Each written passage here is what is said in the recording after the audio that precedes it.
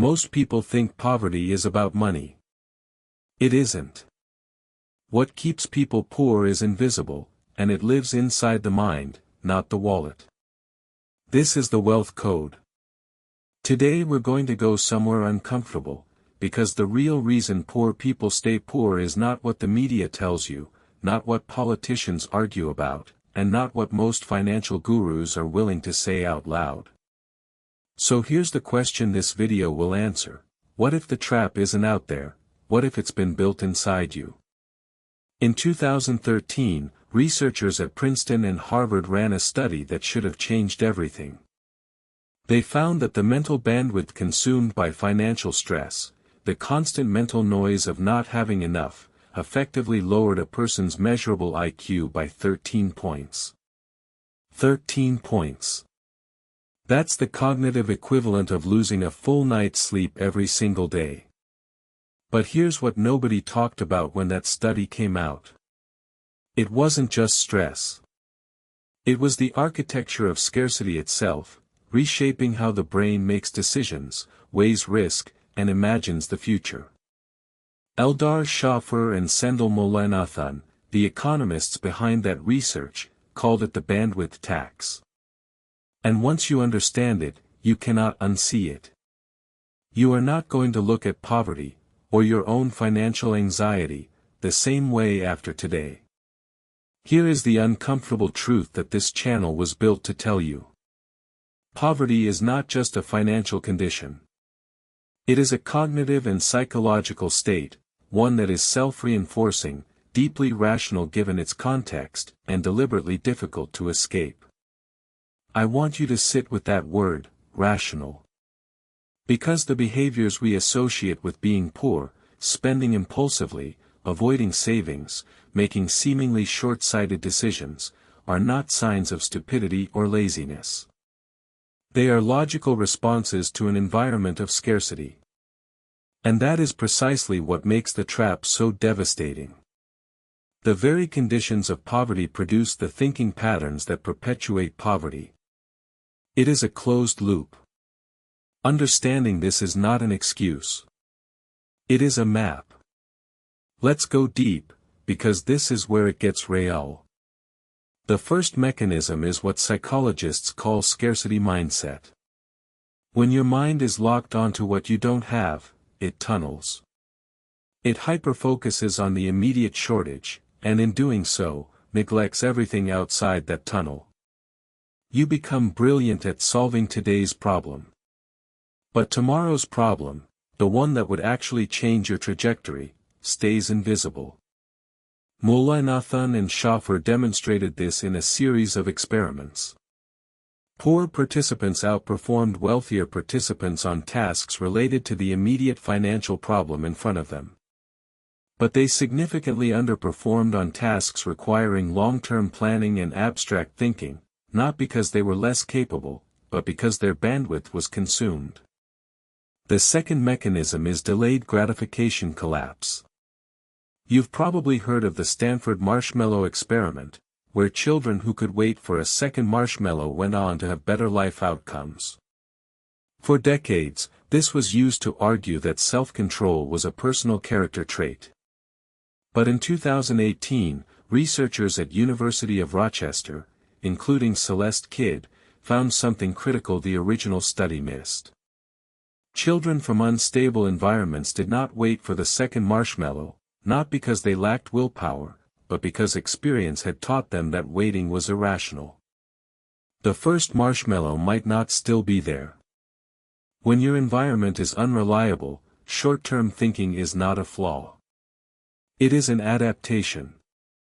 The third mechanism is learned helplessness, a concept originally described by psychologist Martin Seligman in the 1960s.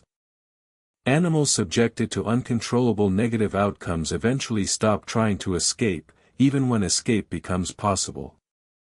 Human beings are not immune to this. Decades of financial instability, of systems that seem arbitrary, of effort that doesn't seem to pay off, they produce a deep, bone-level belief that your actions don't change outcomes. And when you believe your actions don't matter, you stop taking them. That is the psychological cage. And most people never even see the bars. Now, here's where I need you to pay close attention. Because the psychological traps we just described do not exist in a vacuum. There is a system built around them. And that system benefits enormously from you staying exactly where you are. Consider the payday loan industry, a $46 billion industry in the United States alone. These companies do not prey on people despite their financial stress. They prey on people because of it. The tunneled thinking of scarcity makes the immediate relief of a payday loan feel logical, even when the annualized interest rate is 400%. They are monetizing the bandwidth tax. Consider how consumer marketing works. Billion-dollar advertising budgets are deployed to exploit present bias, our tendency to overvalue the now. Buy today, pay later. Zero down. You deserve this now. These are not accidents of language. They are psychological architecture, designed by people who understand behavioral economics far better than their customers do. Consider the education system. In most countries, financial literacy is not taught in school. Not budgeting. Not compound interest. Not how debt actually works. Children from wealthy families absorb this knowledge at the dinner table, from parents who live it. Children from poor families inherit the scarcity mindset instead. And the cycle locks in before they're 18.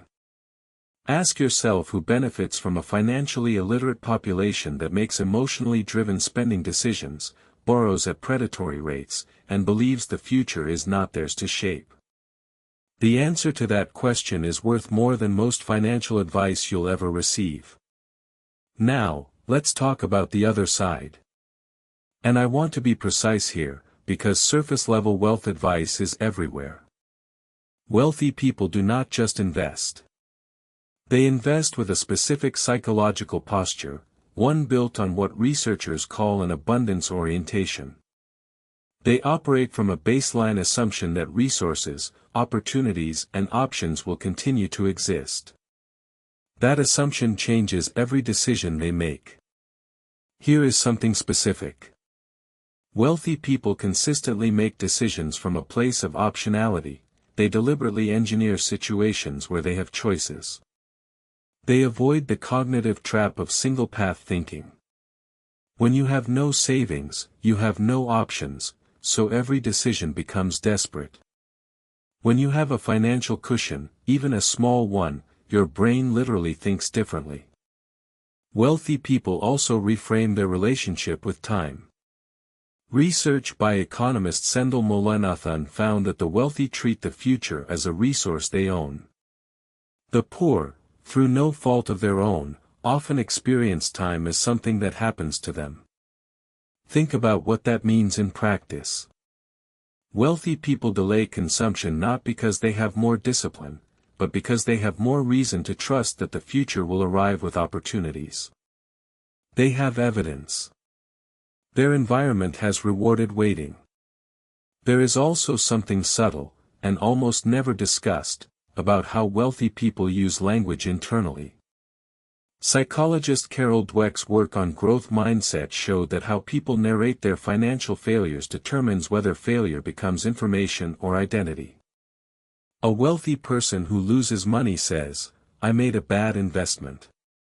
A person trapped in scarcity says, "I am bad with money." One is a verb. One is a noun.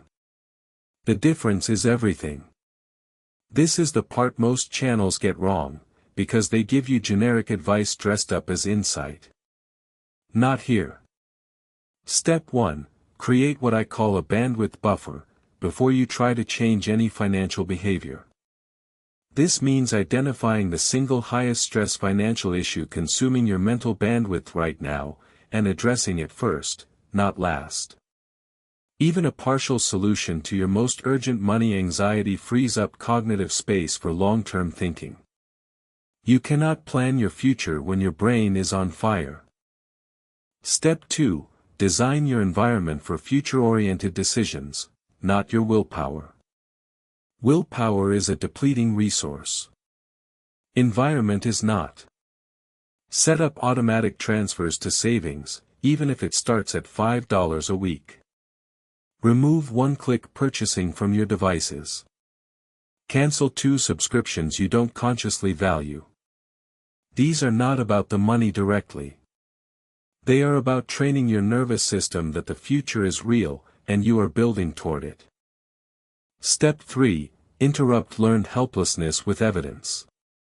Learned helplessness is a belief built from experience, and it can only be broken by new experience. Start aggressively small. Pick one financial action this week that has a guaranteed, visible result. Pay off the smallest debt. Complete one financial literacy module.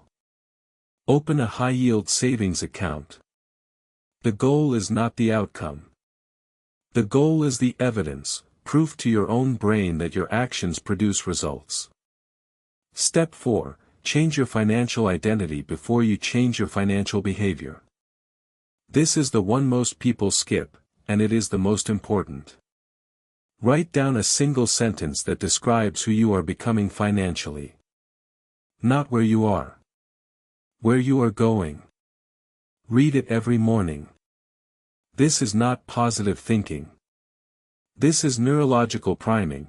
It directs your reticular activating system to notice opportunities and information that confirm that identity. It literally changes what your brain perceives as possible. These 4 steps will not make you wealthy tomorrow. But they will begin to dismantle the psychological infrastructure that has kept you in the loop. Poverty is not a lack of money, it is a lack of mental bandwidth, stolen by a system that profits from the theft, and the only way out is to reclaim your mind before you try to reclaim your wallet. What we covered today is not comfortable. It was never meant to be. But understanding that the trap is psychological, not purely circumstantial, is the most empowering thing you can know. Because psychology can be changed. Environments can be redesigned. Beliefs can be updated with new evidence. The system wants you to believe otherwise. That is the wealth code. We publish a new video every single day, each one built to shift the way you see money, wealth, and the decisions that determine your future. If this shifted something for you, subscribe, because tomorrow we go even deeper.